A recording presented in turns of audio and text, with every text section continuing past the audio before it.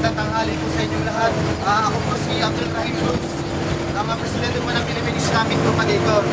At kasama ko po ang father ko, ang director po ng The Propagation ng Islamic Propagator. Ako po ay isa pong Muslim. Kung mapapansin man po ninyo, sa mga mahal ko mga kapatid, huwag po kayong mag-alala. Hindi po ako manghihingi ng pera, hindi ako manghihingi ng donasyon, at wala akong gamit na ibibenta. Isa rin po ako sa mga katulad po ng inyong mga kapatid, mga Kristyano na naglilibot, nagsasalita din sa mga bus, para magsalita patungkol sa kanilang relihiyon. Ganon din po ang sa akin gagawin. Lamang may kaibahan po sa atin. Una po sa lahat, hinihiling ko po sa inyo na kung ano man po ang sasabihin ko po dito sa harapan, hindi po yun nangangahulugan na ako po ay manlalait ng inyong relihiyon. Kaya naman sabihin ko sa inyo na kayo ang tama, kami ang mali. Nagkataon lamang po kasi na sadyang kakaiba at sadyang hindi ka anong naririnig kung ano ang paniniwala o kung ano ang meron sa Islam. Ano po ba ang kaibahan ng Christian at Muslim pagdating po sa paniniwala? Halos-paras lang po tayo. Pag Christian po, naniniwala kayo sa isang Diyos. Kami namang mga Muslim, naniniwala din sa isang Diyos. Ang tanong, bakit lagi may pagkakaiba?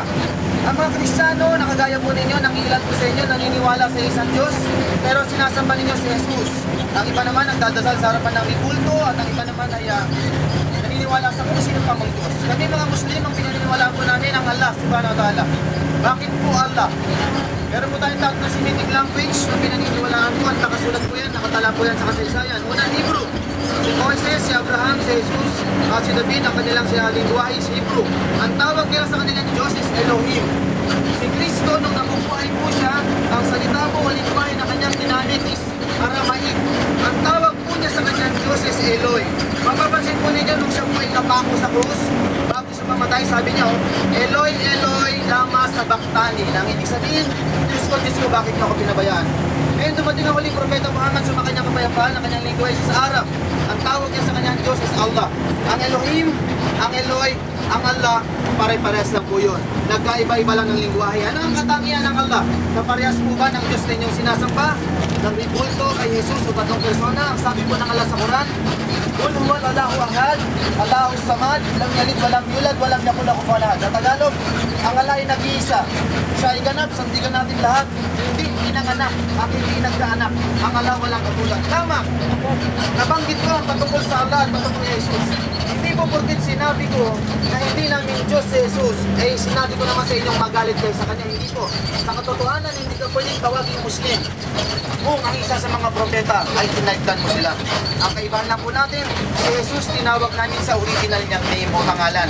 Kasi sa inyo ang pangalan po ninyo sa Kanya is Jesus. Sa amin po ang pantawag namin sa Kanya is Isa. Dahil siya po ay pinanganak sa Bethlehem, sa Jerusalem. Siya po ay isang Aramaic. Mapapansin po ninyo doon sa krus, kung saan sa pinako, meron doong INRE. INRI, 4 na letra. Ang ibig sabihin ng INRE, Isa, Nazareton, Rey Ayo Dios. Kung mapapansin niyo, nakasulat sa Biblia, nakasulat yan, Jesus na taga Nazaret, hari ng mga Hudyo. Napakalayo po ng I sa J. Ganun po ang sa amin. Ngayon, pagka naniwala ka sa Allah, o kami bilang isang Muslim, dati rin po kami Christian. Ano po ba ang Muslim? Pag sinabi pong Muslim, kung mapapansin ninyo, pag nakakita kayo ng ganitong suot, o kaya naman doon sa nagtitinda sa palengke, o kaya sinasabi ng mga reporter doon sa TV, sinasabi nila, bang, pumutok, nagpasabog, pumatay, yun ba ang Muslim?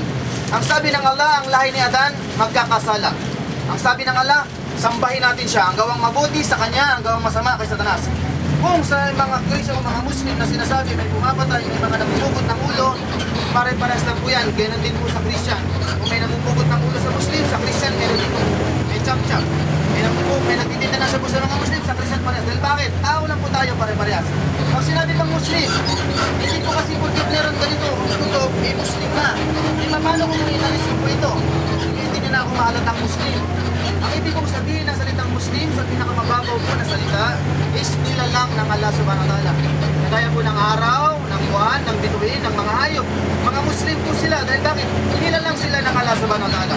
Ano ang Islam? Ang Islam ay salam, kapayapaan, sumunod, sumuko, tumalima sa kagustuhan ng Allah. Kagaya ng araw, siya ay Muslim, siya ay Islam. Dahil bakit? Ang sabi ng Allah, sumikat ka sa umaga, pagdating sa gabi, si buwan naman. Wala po tayo makikita ng buwan na mas maliwanag pa sa araw at sa ganitong oras. Ibig sabihin, yung likas ng pagsunod. Anong bilang isang tao, anong pagsunod na gagawin po natin? O naming mga Muslim. Sumamba ka lang sa nag-iisang Diyos ang Allah subhanahu wa ta'ala. Huwag kang sumamba sa mga ribulto. Sundin mo si Jesus. Ang sinabi ni Jesus, ang kan ng Israel Pilipino ang aking Panginoon na inyong Panginoon. Ngayon po mga mahal ko pong mga kapatid, kung meron po akong nasabi na sa tingin po ninyo hindi maganda sa inyong pandinig, pasensya na po kayo. Yun po lang ang aming paraan ng pakikipag-ugnayan sa inyo para po masabing tayo po ay hindi iba-iba. Tayo po ay magkakaparehas. Kahit saksakin niyo ako ngayon, ang dugo na lalabas po sa aking katawan ay pula. Pilipino kayo, kumakain kayo ng kanin, ganun din po ako. Huwag po sana tayong pumayag na ang relihiyon ang magiging dahilan po ng ating pagkakahati. Muslim ka, Kristiyano ka, Budahismo ka, ano man ang iyong pinaniniwalaan. Sama-sama po tayo mamuhay ng may kapayapaan, may kasaganahan. Magrespetuhan po tayo sa isa't isa. Kung ayaw niyo po sa aking paliwanag, maraming salamat po at paumanhin. Kung nagustuhan po ninyo, inaanyayaan po namin kayo na makapagbigay po sana kayo ng oras para salisigin po ang Islam. Pwede po kayong mag-search through internet at sa kahit na anumang mga panguran. Just like Only Philippine Islamic Propagator. Maraming salamat po sa inyong lahat at pasensya na po kayo sa mga abala ko po sa inyo. So mga minamahal ko mga kapatid, patawarin niyo po ang aming pag-aabala. Ito po ay panawagan lamang sa pagkakaisa. Ano man ang ating relihiyon, katulad na sinabi ng aking anak, wag po tayo papayag na Muslim, Christian, pagkaibahan tayo ng doktrin, away. May masamang Muslim doon, normal lang may masamang Muslim. Bakit? Tao lang po siya nagkakamali. What I mean, mahalin natin ang Hudyo, mahalin natin ang Kristiyano, mahalin natin ang Muslim. Mahalin natin ang Pilipino, ang Presidente, mahalin natin ang gobyerno, sumunod tayo sa batas.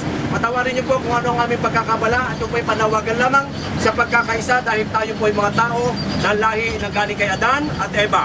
Tayo po ay magkakapatid. Ano man ang relihiyon namin, ano man ang relihiyon nyo, nire-respeto po namin. Nagpaliwanag lamang po kami na patungkol sa aming doktrina upang maunawaan ninyo kung ano ang kaibahan natin. Hanggang doon na lamang po, kung meron kayo po may mga katanungan, patawarin niyo po kami. Kami po ay handang sumagot. Ano man ang katanungan, kahit ito may masakit sa kalooban. My name in Christian, my name is Ernesto Cruz, and he is my elder son. His name is Mark Anthony Abdurrahim, and my name is Abdurrahman. You can see me in Facebook and YouTube.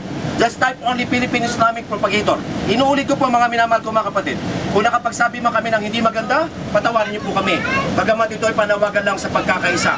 Purihin at pagkadakilain natin na naglikha ng langit at lupa. Walang iba kundi si Elohim, ang Eloy, ang Allah. Maganda pong hapon sa inyo at maraming pong salamat. Ganun din sa ating driver, conductor. Assalamualaikum warahmatullahi wabarakatuh. Kung sino man ang mga Muslim dyan. Thank you.